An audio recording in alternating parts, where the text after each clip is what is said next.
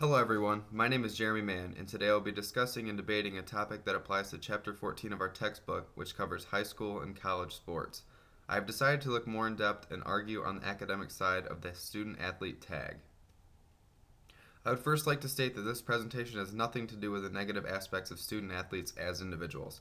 This is simply diving into the topic offered by Coakley in our textbook that gives examples against interscholastic sports at the high school and college levels. I will be expanding on one of his main themes that pertains to the distraction from academic activities and a distortion of value in the culture of school. It is my position that in high school and college, athletics can overshadow the educational learning environment presented by a school or university. The 3 points I will deliberate on will be that the lifestyle of a student athlete is too demanding to fully get an educational experience. There is an unfair popularity and privilege over normal students in a hierarchical status system, and the culture of our society and community focuses too heavily on athletic programs. I thought it would be best to highlight a few relevant quotes about societal view on the perception of the common student athlete. First, Coakley states in our textbook that we've reached a point where big time intercollegiate athletics is undermining the integrity of our institutions, diverting presidents and institutions from their main purpose. The main purpose of a school is to focus on academics and help individuals grow intellectually to advance in their desired fields of study. To the outside world, this may not be the case. And the second is by Pellegrino and Cefici, which states focusing on the athletic aspect of being a student athlete more than the student is unfair and will limit the experiences that the student athlete should have while enrolled at the college or university of their choice. This tag of a student athlete is a big responsibility, and the athletic portion of this term can reign supreme. My first argument is that student athletes are asked to live too demanding of a lifestyle to complete their courses to the best of their ability, while balancing their sports workload while truly retaining the same educational experience as the student body at large. There are times when these student athletes will have to implement a just pass mentality or just stay eligible to make it through with their busy schedules. There are some instances where coaches and advisors will recommend easily passable classes to their athletes, and I'm not positive this does athletes any justice. The NCAA officially restricts student athletes' in season practices to 20 hours per week, but there are loopholes with training sessions, film breakdowns, and weightlifting, to name a few, that take extra time. Traveling from school to school pulls athletes from classes. There are many online classes signed up for to make it easier in their schedules, but there is minimal face to face time with a professor to learn and gain their experiences and connections. There is tutoring available, which is nice, but there seems to be a lot of catch up work, and it can be tough to do group projects in season. The outline of a student athlete would be considered to be a full time job, with all that is asked for their time and effort, that many times these athletes are both too mentally and physically tired to focus quality time to the academic agenda. Coaches and the media can place a win at all cost attitude to a singled out athlete or team, which lands an added pressure to be the best or better than they can be. When there is a fear of missing practice due to academic work or not performing well enough as expected, extra time will be spent toward constructing a specimen that cannot be taken off the field of play, and academics can potentially take a back seat if it means that much to someone. Against popular belief, Coakley actually stated statistics in 2011 and the 2012 academic years to prove that graduation rates are down slightly. Revenue sports were hit the hardest, as the rate of graduation in men's basketball was 47% and 59% for football compared to the 63% of the entire student body. My second argument is that there is an unfair popularity and privilege over the average student that comes with being a student athlete.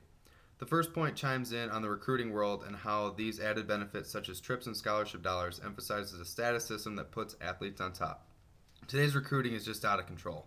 University of Michigan coach Jim Harbaugh was cited as spending $136,000 in 2 weeks while on last minute recruiting trips, which pulls tremendous amounts of money from the university and athletic departments, though the University of Michigan is at least able to afford it. Even in recent news, satellite camps have been banned, as it is unfair for some schools and athletes in high school, as the football programs would gain too much power. Athletes have the opportunity to schedule their classes first to make sure that classes do not interfere with practices, which is ahead of the general population. Popularity is driven high as athletes and the success or failure of their teams are focal points in the media. As social identity is a key factor in high school and college life, while an individual is finding themselves, some student athletes have the tendency to think that good grades aren't as cool as being loved by many and putting themselves in situations to socially grow. Employers love to hire athletes out of college as they bring a unique aspect of teamwork and dedication with them. At times, it can be harder for an average student to get these same looks. We've even seen some examples where an athlete is so talented at their sport that either they went straight out of high school to the professional ranks or played 1 year in college and moved on. Kobe Bryant and Shaquille O'Neal are prime examples of this. I would argue that many of these athletes never went back to finish or start their college, but the monetary value was there not to think twice. Regardless of NCAA ruling, there can still be benefits and preferential treatment for student athletes. A few examples that come to mind, though uncommon, are legal issues and academic scandals. It seemed that when players get into legal problems, the end result is either swept under the rug or the penalty is minimal. One prime target of this argument is Jameis Winston, ex-quarterback at Florida State. In his tenure at the school, he was in trouble multiple times, including stealing crab legs, publicly screaming sexual expletive, and was also accused of rape. These cases were initially pushed back due to interfering games, and many were dropped or handled internally. If an average student would have done this, and not the face of the football program, who was number one at the time in the nation, the end result may have been harsher. What's worse is that he was drafted number one overall in the NFL draft despite character issues. Another example pertains to the fear of academic scandal to help the program or students out above what is legal in the course and handbook. We have all heard about paper class at North Carolina, but another recent issue that has arisen is actually from southern Mississippi, where they have been placed on postseason probation and expulsion of coaching staff due to the staff dealing with academic fraud of taking online tests and quizzes for their athletes. There are always possibilities of academic dishonesty if the success of a team is on the line. My third argument is that culture of our society focuses too heavily on athletic programs compared to academic avenues.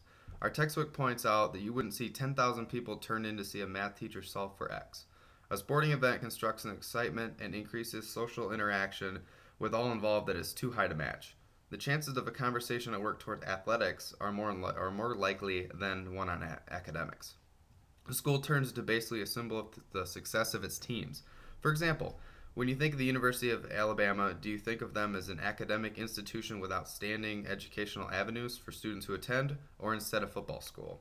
I know where I would place my vote. I'm guilty of this, but our society tends to gravitate to where the best chance of sports success lies. I moved schools in my adolescence not to go to a school with better academics. Actually, the opposite. I went there to polish myself as a quarterback and have the opportunity to start in multiple sports. We also see that public and private funding is quite high for sport improvements. Administrators make sure to use their teams as public relations pieces to gain support, and corporations spend money to get their names out to the public, while usually not caring about the grades and well-being of the student athletes. Athletics has become a big business, and it's a race for the biggest and best.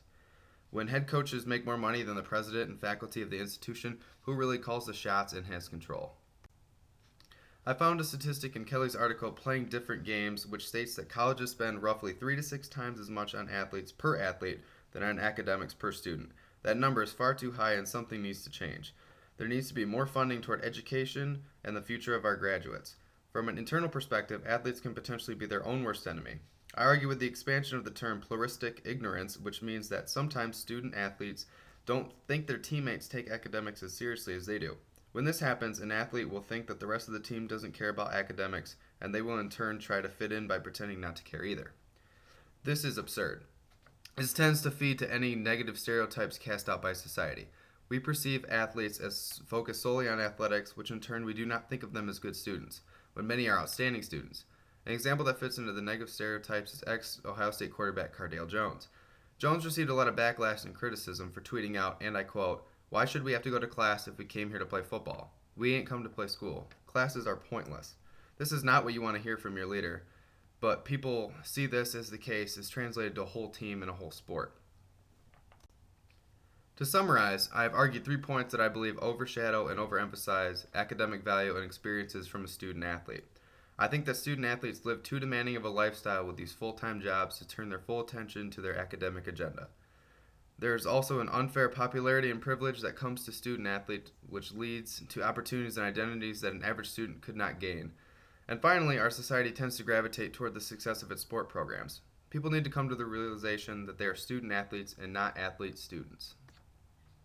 There are a few discussion questions I would like to ask the class. My first question would be, in your opinion, what can be done to change the paradigm of an athlete-student back to a student-athlete? And my second question would be, suppose you are a top administrator or board member with a decision to make on funding for a school or university in financial trouble, especially in its sporting programs. What would you recommend? How would you go about making these changes? I hope you enjoyed my presentation, and thanks so much for listening.